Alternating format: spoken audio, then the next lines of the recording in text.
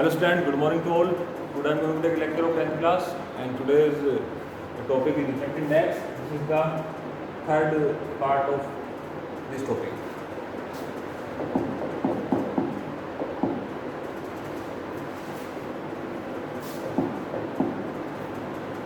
Lateral shift or lateral displacement or refraction through a glass slab.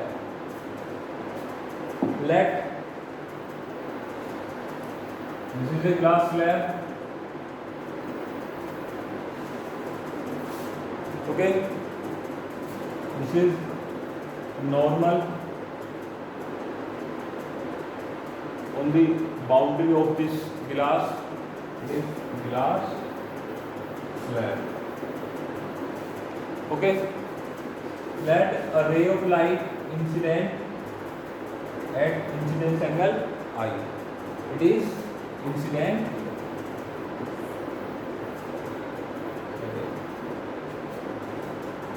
okay. When reflection takes place, as you know, the glass is denser with respect to air. It means refracted ray bend towards normal. Or let this is normal on the other boundary, another boundary of this slab, and now the refracted light moved away from the normal. That it is E, emergent angle.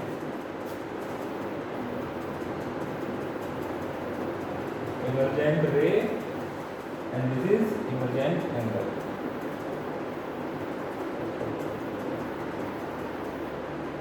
Okay. So let this is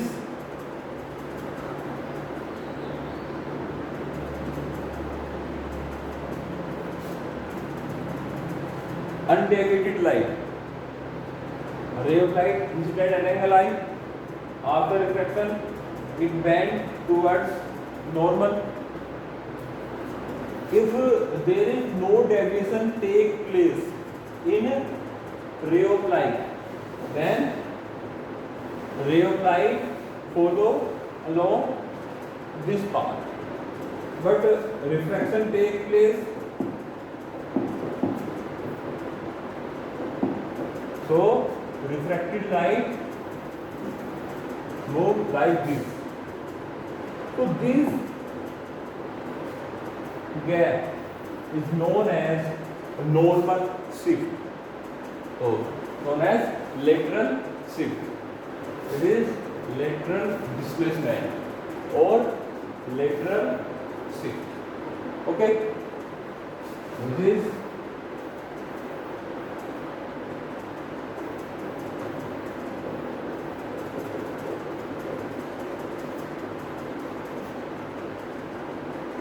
I hope you understood about lateral shift. So according to Snell's law,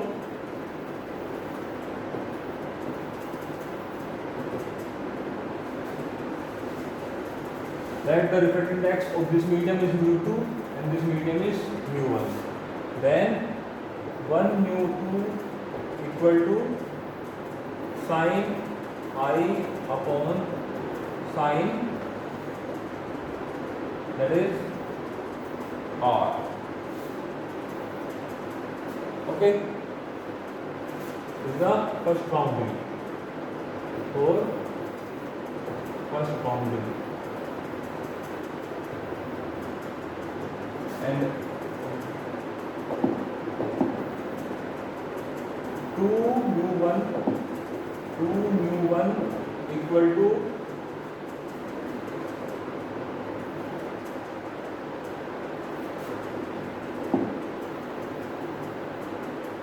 when a ray of light travel from medium 2 to medium 1. It is medium 2 and that is medium 1. It means when ray of light travel medium 2 to medium 1. Therefore,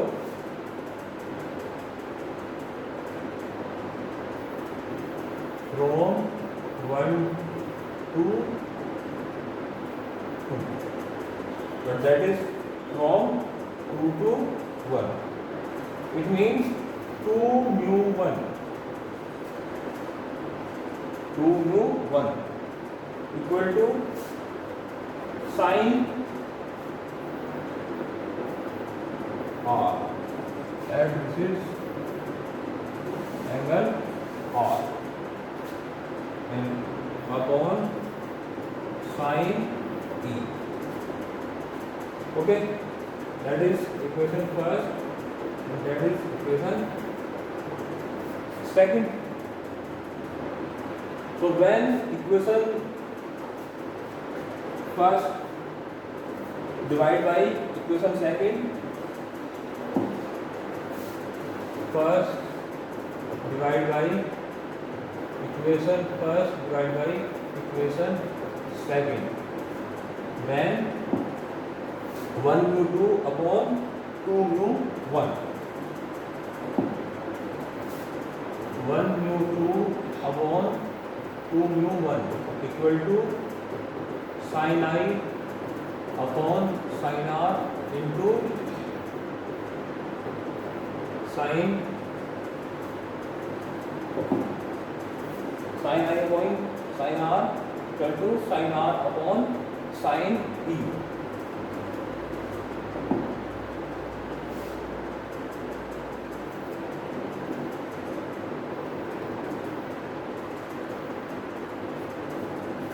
Okay, 1 mu 2 equal to 2 mu 1 equal to sin I upon sin R and upon sin R upon sin E.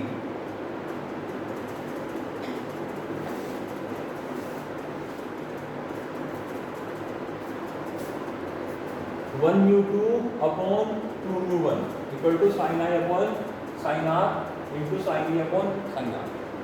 But as you know, 1 mu 2 equal to 1 upon 2 mu 1. It means if we have to multiply equation first multiply by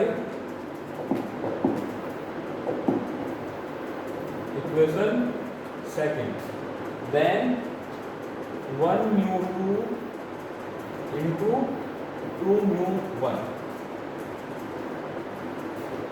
then sin I upon sin R equal to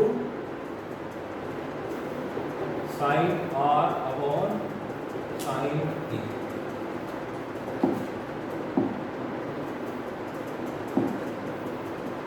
Okay, so sin R cancel by sin R, and 1 mu 2 into 2 mu 1 equal to 1 according to this condition. Okay, this is the reversibility of refractive index. It means sin I upon sin E equal to 1, or sin I equal to sin E. It means angle I equal to angle P. How can sin I equal to sin E? It is possible when if the incident light and emergent light are parallel to each other.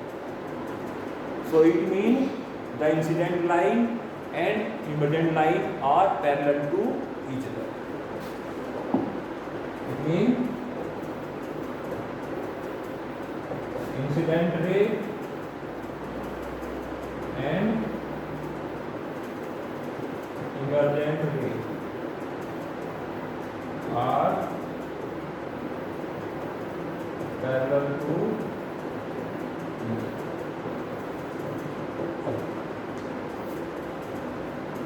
okay. I hope you understood.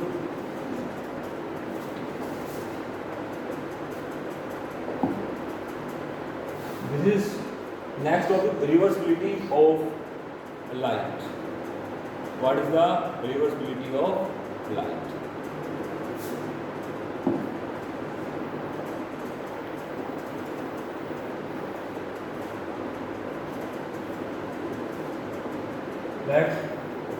That is air,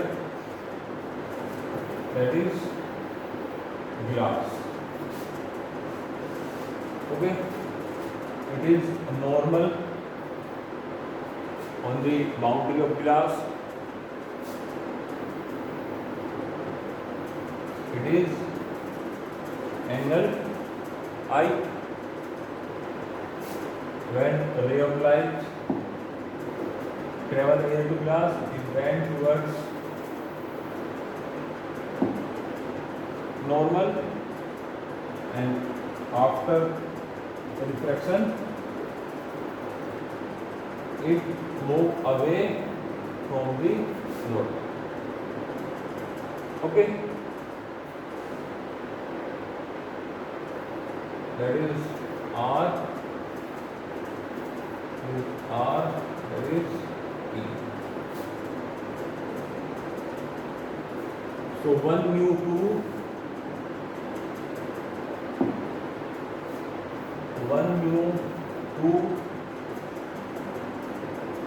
equal to mu2 upon mu1 equal to sin I upon sin R, and 2 mu1 equal to mu1 upon mu2 equal to sin R upon sin E. This is equation first or second. When equation first multiply by equation second, so sin I upon sin R into sin R upon sin E.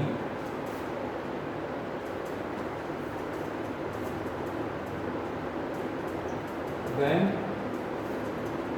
1 mu2 into 2 mu1. So as you can see, this line parallel to each other, and this is intersect two parallel line because दोनों are parallel to each other. So angle R, this angle R equal to this angle R, and in our previous derivation we have already proved that sin I equal to sin I equal to sin E. So these values cancel to each other.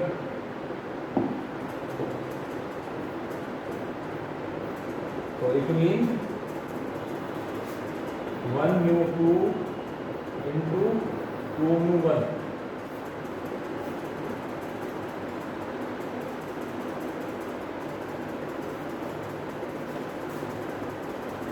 equal to 1.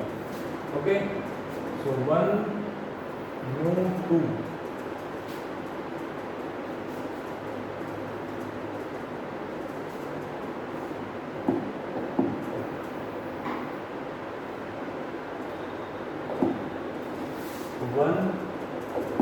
1 mu2 into 2 mu1 equal to 1. It is 1 mu2 equal to 1 upon 2 mu1. That is the reversibility of refractive index. I hope you understood. The remaining topic of this chapter I will explain in my next video. Thank you very much.